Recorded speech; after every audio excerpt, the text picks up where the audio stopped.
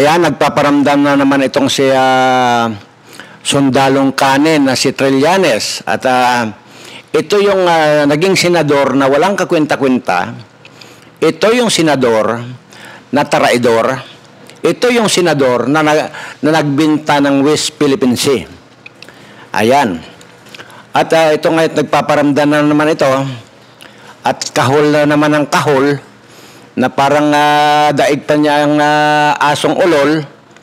Kaya ito ay mapapanood po ninyo ang video ito mamaya-maya lamang po. At gusto ko lamang pong batiin itong aking mga subscribers na kumusta na po kayo. At sana po ay nasa mabuti kayong kalagayan at ligtas sa anumang uri ng kapahamakan. Ayan po. At sana doon sa madalas kong sinasabi, sana nga po ay ibabaan na ng ating Panginoon ang swerte sa inyong lahat para sa ganun ay matikman nyo man lang ang kaluwagan sa buhay at hindi lamang itong mga ungas ng mga politikong ito ang nakikinabang sa kaban ng bayan. Okay lang sana kung kanilang pinaghirapan ay ang problema, yung mga kinukulimbat nilang pirang yan ay pira po yan natin. Pira ng taong bayan yung mga kinukulimbat nila. Kaya, ang dasal ko lang dito sa mga animal na ito, magkandamatay na lang kayo, mga puta kayo. At wala kayong karapatang mabuhay dito sa mundong ito na kung ang pinapahirapan nyo laman, itong ating mga mahihirap na kababayan, na totoo namang talagang naghihirap na nga, lalo nyo pang pinapahirapan, aywan ko kung may konsensya pa kayo, mga ulol kayo. Kaya sana i-grant na ng ating Panginoon na daanan na lang kayo ng piste para matudas na kayong lahat. Again, dito po sa aking mga subscribers, salamat po. Lalo na po dito sa mga bago nag-subscribe ngayon, ay pinapaabot ko rin po ang aking pasasalamat sa inyo sa pagtitiwala na bagamat napakagaspang minsan, madalas pala, itong aking bibig sa pagsasalita ng magkandamatay na itong mga politikong ito, ay talagang yun po ang realidad eh. Hindi na po natin may iwasan yun. At kahit naman sino talaga, ay makakapagsabi ng ganon. Anyway, ito na po yung video at panoorin nyo na po itong kahol na naman ng kahol. Itong si Trillanes na ito't nagpaparamdam. Kaya darating ang eleksyon, sige, iboto nyo na naman itong siraulong ito at magkakaroon na naman ng siraulo dyan sa Senado. Ito na po at sabay-sabay na po natin panoorin.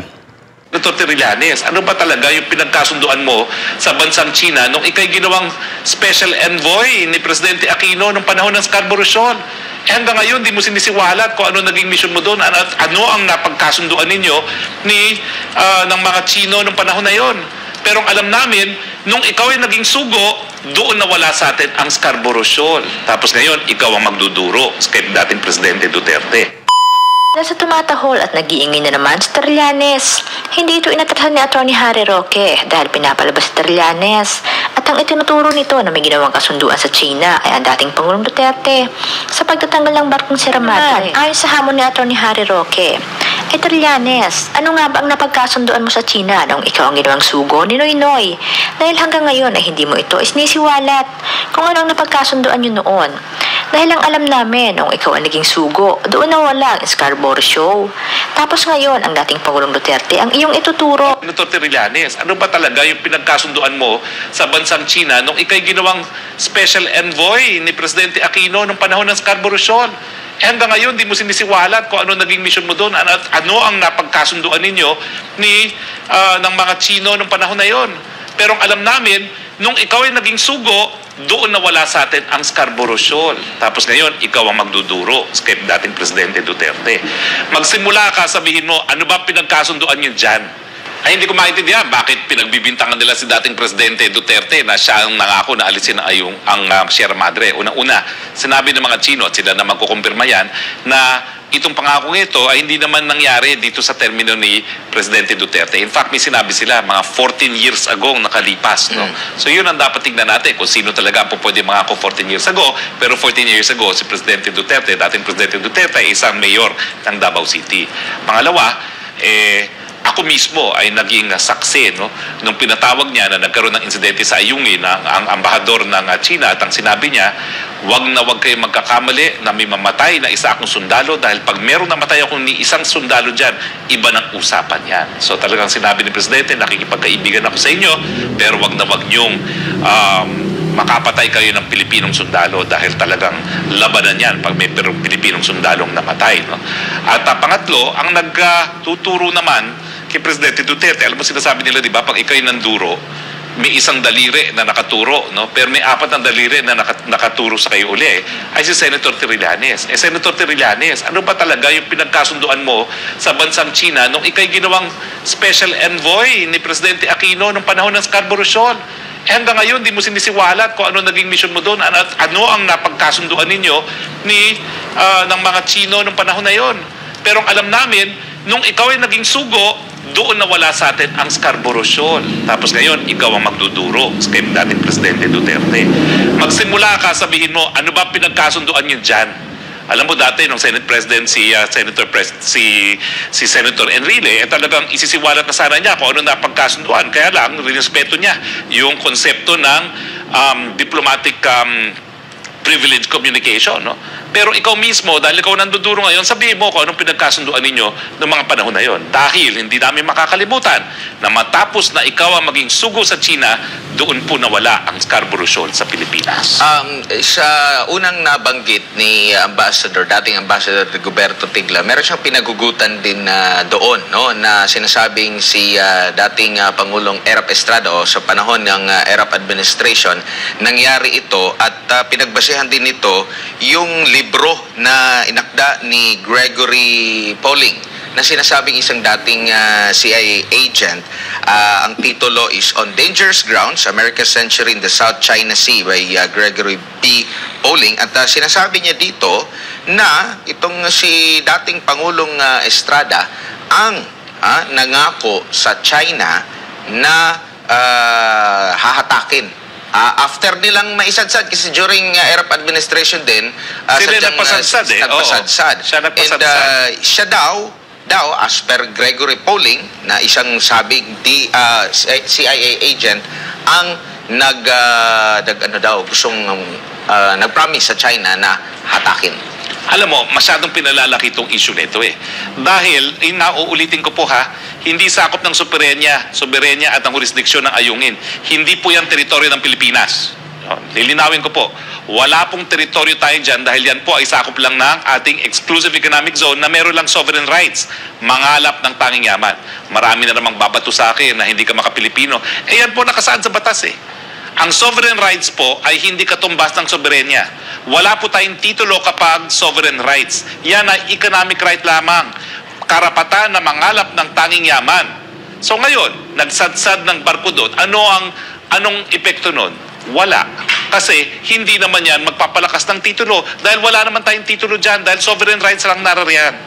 If at all, symbolic siya na yan ay merong taking sakop na sovereign rights. Pero ibili yung simbolong yon, hindi mo kinakailangan ng simbolo ng sovereign rights. Bakit? Kasi yung karagatan ng exclusive economic zone, yan ay based on measurement. Galing doon sa coastline mo kung saan nagtatapos ang iyong territorial waters. So, hindi po yan nakakalakas o nakakahina ng kahit anong titulo dahil ang Ayungin Shoal po ay exclusive economic zone lang. At kapag meron nagsabi otherwise, sinungaling po yun.